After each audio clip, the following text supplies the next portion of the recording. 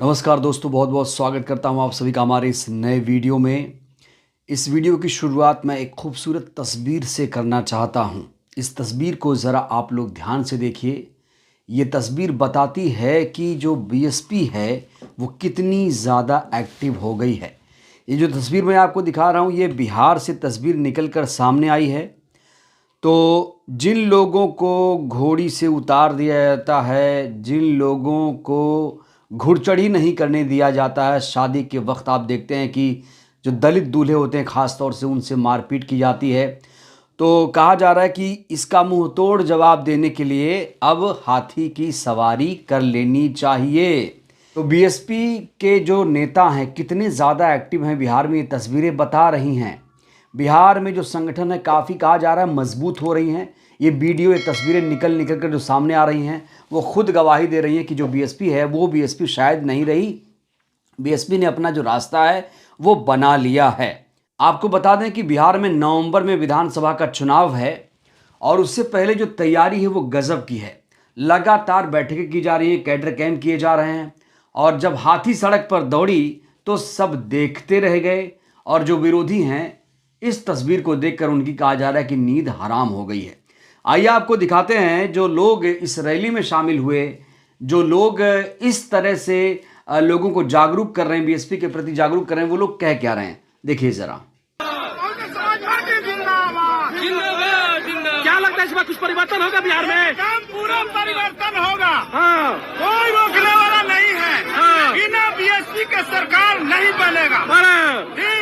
RJD तो कह दिया कि दलित वोट तो मेरा वोट है। और नहीं, आरजेडी का हम भी कहते हैं कि ज्यादा वोट मेरा है। हाँ, ज्यादा वोट मेरे तरफ आ रहा है। क्या लगता है इस रैली के बाद कुछ माहौल बदलेगा बिहार में? पूरा माहौल है सर। तो देखा आपने ये वीडियो, आपको भी ये वीडियो देखकर अच्छा लगा होगा यकीनन। वो लोग खास तौर से जो बसपा को बदनाम कर रहे हैं, कह रहे हैं कि बसपा ख़त्म हो गई, बसपा ज़मीन पर नहीं है। अब इससे ज़्यादा प्रूफ क्या दूंगा कि बसपा ज़मीन पर है या नहीं है। अब हाथी जब दौड़ रही है, नीले झंडे के साथ दौड़ रही है, तो आप समझ सकते हैं कि बसपा बहुत ज़्यादा यहाँ एक्टिव हो गई है। इस बीच मायावती जी को लेकर एक बहुत बड़ी खबर सामने आ रही है। खबर ये है कि मायावती जी ने मंडल से लेकर विधानसभा स्तर तक बीएसपी संगठन में एक बहुत बड़ा बदलाव कर दिया है। और ये जो बदलाव है 2027 विधानसभा चुनाव के मद्देनज़र किया गया है। अब कहा जा रहा है कि 2 ज़िला प्रभारी होंगे, एक ज़िले में 2 ज़िला प्रभारी होंगे, हर विधानसभा में 2 विधानसभा प्रभारी होंगे और इन विधानसभा प्रभारियों को कैडर कैंप देना होगा। तो ज़िला अध्यक्ष तो ही हैं ज़िले में, ज़िला प्रभारी भी रहेंगे 2 और 2 विधानसभा प्रभारी भी रहेंगे। अगर मैं मंडल की बात करूं तो मंडल स्तर पर कहा जा रहा है 4 मंडल प्रभारी बनाए गए हैं और जो बैठक आज होने वाली थी, कहा जा रहा है कि वो 2 मार्च को होगी। ऐसी खबरें निकलकर सामने आ रही हैं। तो बसपा संगठन में एक भारी फेरबदल हुआ है।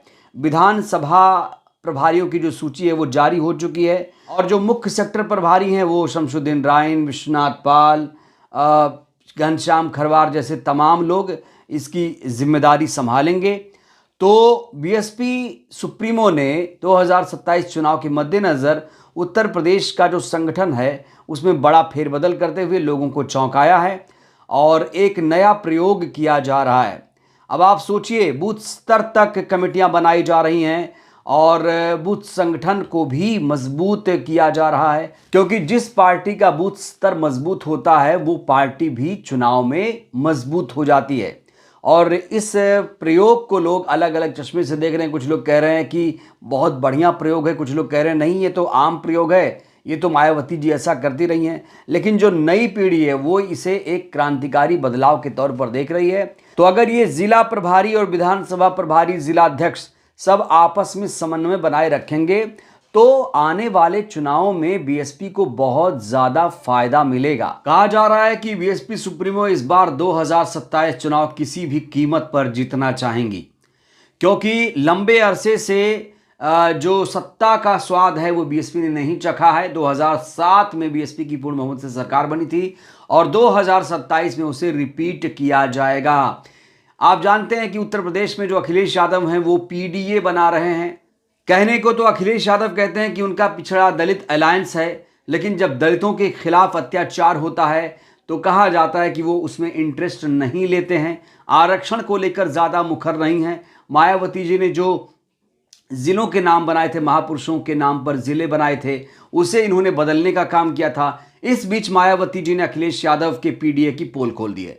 मायावती जी ने अखिलेश यादव के पीडीए को बेनकाब कर दिया है। सोशल मीडिया पर इस समय एक वीडियो काफ़ी ज़्यादा वायरल है जिसे शेयर किया जा रहा है और कहा जा रहा है कि ये जो अखिलेश यादव जी हैं सिर्फ नाम का पीडीए बनाकर रखते हैं, जब चुनाव आता है तब उसकी बात करते हैं, उसका राग अलापते हैं। वैसे जैसे जो भारतीय जनता पार्टी है SC ST OBC को जब चुनाव नहीं रहेगा तो SC ST OBC मानेगी, उन्हें हक अधिकार नहीं देगी, घोड़ी चढ़ने पे उन्हें मारा जाएगा, हिंसा की जाएगी, लेकिन जब चुनाव आएगा तो उन्हें कहेगी एक रहो तो सेफ रहो। इस तरह की बातें, डबल स्टैंडर्ड जिसे कहते हैं। तो मायावती जी ने अखिलेश के पीडीए के नारे की पोल खोली है, जरा देखिए वीडियो।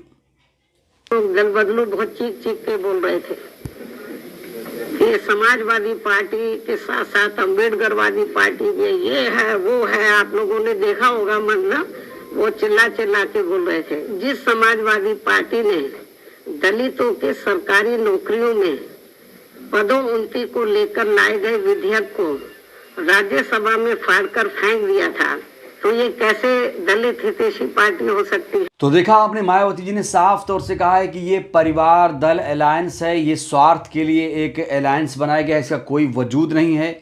इस बीच सोशल मीडिया पर गठबंधन को लेकर बहुत सारे कयासबाजी की खबरें चल रही हैं। कहा जा रहा है कि अब मायावती जी अखिलेश यादव साथ साथ आ सकते हैं, कोई कह रहा है नहीं कांग्रेस पार्टी और बीएसपी साथ साथ आएंगे।